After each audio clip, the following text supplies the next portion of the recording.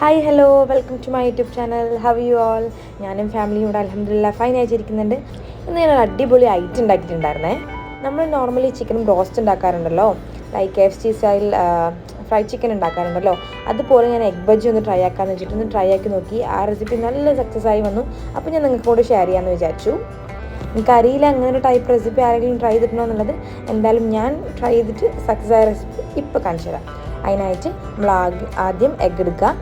അത് കുറച്ച് വിനീഗറും ഉപ്പും കൂടി ഇട്ട് വേവിക്കാൻ വെക്കുക. വിനീഗർ എന്തിനാണെന്ന് വെച്ച് കഴിഞ്ഞാൽ എഗ്ഗ് പെട്ടെന്ന് നമുക്ക് തൊലിച്ച് കിട്ടാൻ വേണ്ടിയിട്ടാണ്.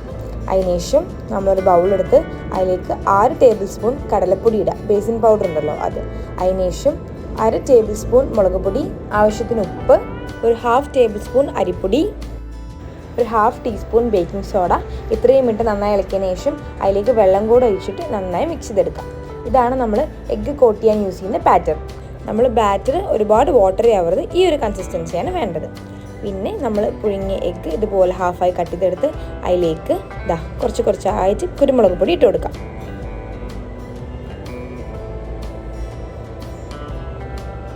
അതിനുശേഷം നമ്മളൊരു മിക്സർ ജാർ എടുത്തിട്ട് അതിലേക്ക് ഒരു 4 ടേബിൾ സ്പൂൺ വൈറ്റ് ഓട്സ് ഉണ്ടല്ലോ, നമ്മുടെ അടുത്ത് ഏത് ഓട്സാണെന്ന് വെച്ചാൽ ആ ഓട്സ് ഇട്ട് കൊടുക്കാം.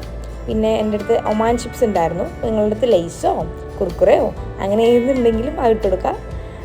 പിന്നെ അതിനുശേഷം ആവശ്യത്തിന് ഉപ്പ്, കുറച്ച് കുരുമുളക് പൊടി, ഒരു ടീസ്പൂൺ കുരുമുളക് പൊടിയും കൂടി ഇട്ടിട്ട് ഒന്ന് ജസ്റ്റ് ക്രഷ് ചെയ്തെടുക്കുക. അരച്ചെടുക്കരുത്, ഒന്ന് ക്രഷ് ചെയ്തെടുക്കുക. ബിക്കോസ് നമുക്കിങ്ങനെ കുറച്ച് ക്രിസ്പി ആയി കിട്ടണമല്ലോ, അതിനായിട്ടാണത്. ഈ ഒരു പരുവത്തിൽ ഒന്ന് ക്രഷ് ചെയ്തെടുത്തതിന് ശേഷം നമ്മൾ എഗ്ഗ് എടുക്കുക, ബാറ്ററിൽ കോട്ട് ചെയ്യുക. അതിനുശേഷം നമ്മൾ ഈ പൊടിയിൽ കോട്ട് ചെയ്യുക, എന്നിട്ട് ഇങ്ങനെ സെറ്റ് ചെയ്ത് വെക്കുക. അങ്ങനെ എല്ലാ എഗ്ഗും ഇതുപോലെ സെറ്റ് ചെയ്ത് വെക്കുക.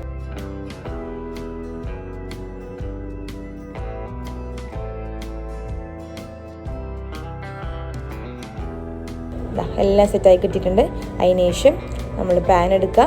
പാൻ ചൂടായതിനു ശേഷം അതിലേക്ക് ഓരോ എഗ്ഗ് അയച്ചിട്ടിട്ട് അങ്ങോട്ടും ഇങ്ങോട്ടും തിരിച്ചിട്ട് പൊരിച്ചെടുക്കുക.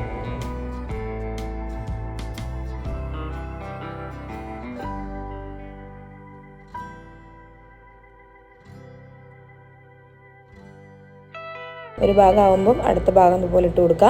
2 സൈഡും ഇങ്ങനെ ഇതുപോലെ ഫ്രൈ ആയി വരുമ്പോൾ നമുക്ക് പ്ലേറ്റിലേക്ക് മാറ്റാം. അതേപോലെ തന്നെ അടുത്ത ബാച്ചും ഇതുപോലെ ഒന്ന് ഫ്രൈ ചെയ്തെടുക്കാം കേട്ടോ. നമ്മൾ നോർമലി എഗ് ബജ്ജി ഉണ്ടാക്കുന്നതിൽ കുറച്ച് വെറൈറ്റി ആയിട്ടുള്ള റെസിപ്പി പിടിച്ച് നോക്കിയതാണ്. അത് നല്ല സക്സസ് ആയി, നല്ല ക്രിസ്പി ആയിരുന്നു, നല്ല ചൂടോടെ കഴിക്കാൻ നല്ല യമ്മയായിരുന്നു. 4 മണിക്ക് ചായയുടെ കൂടെ അല്ലെങ്കിൽ രാവിലെ എപ്പോഴാണോ നമുക്കിഷ്ടം അപ്പോൾ നമുക്കിഷ്ടം പോലെ ഉണ്ടാക്കി കഴിക്കാൻ പറ്റുന്ന ഒരു റെസിപ്പിയാണ്. ഇന്ന് വൈകിട്ട് ചായ കുടിക്കുമ്പം ഇക്കാക്ക് എഗ് ബജ്ജി വേണമെന്ന് പറഞ്ഞപ്പം എന്ത് വെറൈറ്റി ഒക്കെ ഉണ്ടാക്കാമെന്ന് വെച്ചപ്പോൾ ഇക്ക പറഞ്ഞ ഐഡിയ ആണിത്.